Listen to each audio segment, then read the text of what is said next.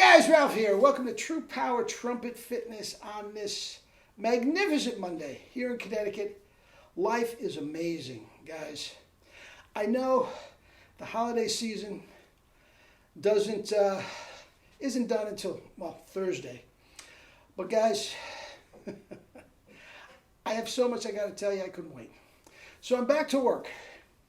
Anyway, I wake up this morning. It had been raining all night long, but it didn't get below 40 degrees. So I look outside, 5 o'clock in the morning, no snow, none. I go running to my cell phone, 52 degrees. What did I do? I got right on the bike and went out and ground out 30 miles, man. It felt so great.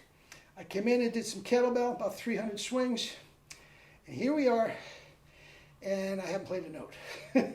I'll get to that later. But you saw the thumbnail. The Kennedy Center finally came out at the end of last week with the full video of the whole night's things. And they do a beautiful job. And the whole thing, if you look at the entire Arturo presentation, all of a sudden Bodie makes a lot more sense. Okay? And everybody loves Bodie, man, as well as I do. I mean, he's a talented guy. But the 2 videos I did last week, it's unanimous. We love the guy. All right? Not a double C guy, but we love the guy. All right? Anyway, let me honk, and I will give you my impressions of the final thing. And tomorrow we'll get back to business. All right?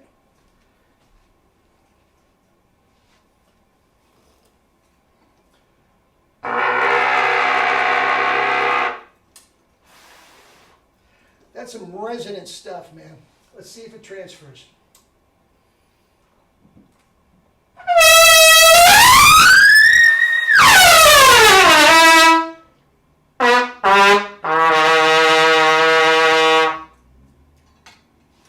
Go F sharp yourself. Life's good.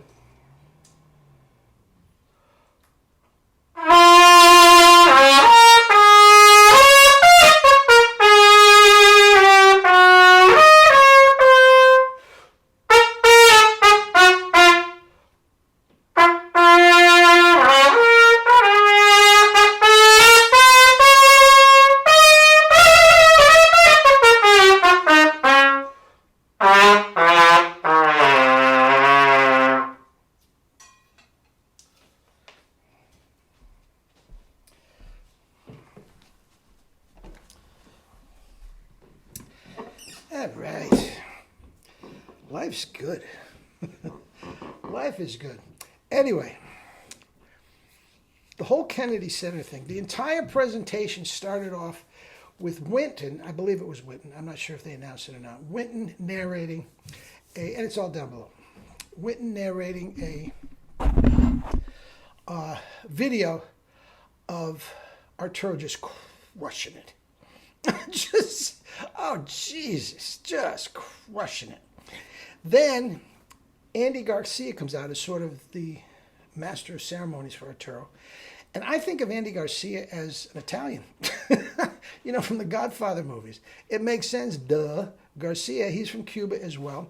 And he played Arturo in a bio-docu about Arturo, which I have to find somewhere. Sounds fascinating life.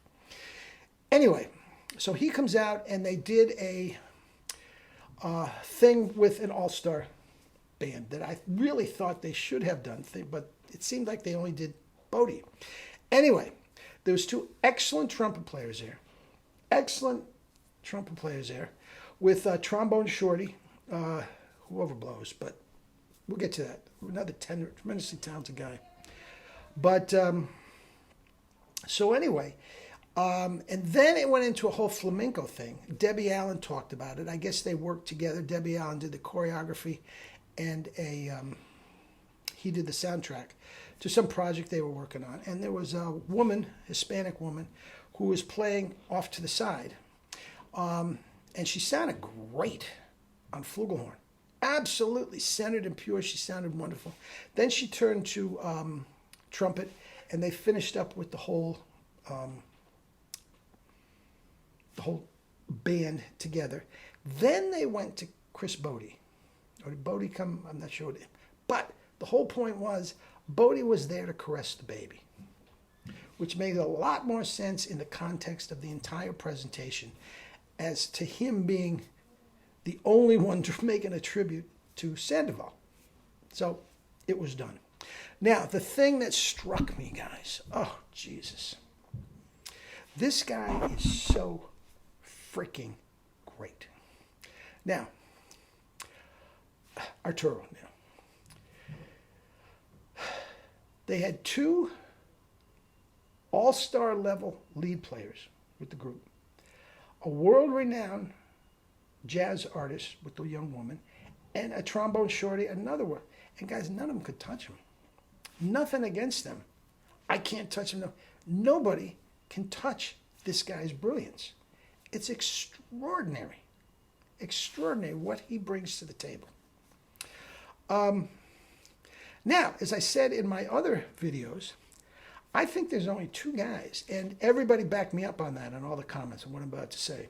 There's only two guys in the entire world, and I don't know everybody in the entire world, so I'm sure down in salsa land there's billions of great trumpet players that I don't know about.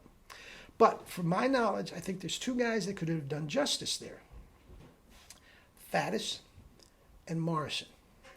And Morrison probably doesn't have the Latin feel that certainly Arturo and Faddis have. But he can do anything. He can do anything. So those are the only two guys that I think that are in the ballpark. And, you know, we could have a discussion on this, which for another video. I'm not sure if Arturo's better than both of them. How's that? I mean, that's incredible.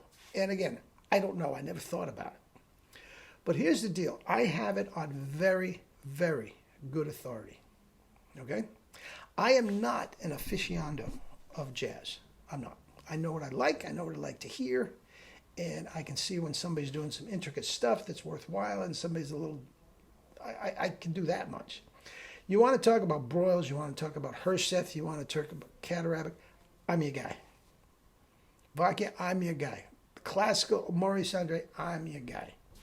The jazz, I leave it to the other guys. So I have friends that I know on very, very good authority that tell me not even, but they say very, very definitively, he is a better jazz piano player than he is a trumpet player. And I look at them with disbelief and I say, how could that possibly be true? Explain it to me, please, because, again, this is above my pay grade when you get into jazz. And they claim what he does on the piano with 10 fingers and, you know, a foot pedal and all that sort of stuff, he gets much deeper into the chordal structure and all that sort of stuff than he can do with a single line instrument. Okay, that makes sense to me. But think about that. Think about his trumpet playing, and he's a better piano player. And for all the just histrionics, for lack of a better term, mind-boggling stuff he does in the jazz and the salsa, guys, he can rock the Arbin book. I know he played with as a teenager, he played with the Cuban National Symphony. I'm not sure if he was principal trumpet or not. But this is just mind-boggling how great this guy is. And all in all, the Kennedy Center came through and did a great job. All right? All right. Check out the link and tell me what you think. And we'll be off to something different tomorrow. Love you all.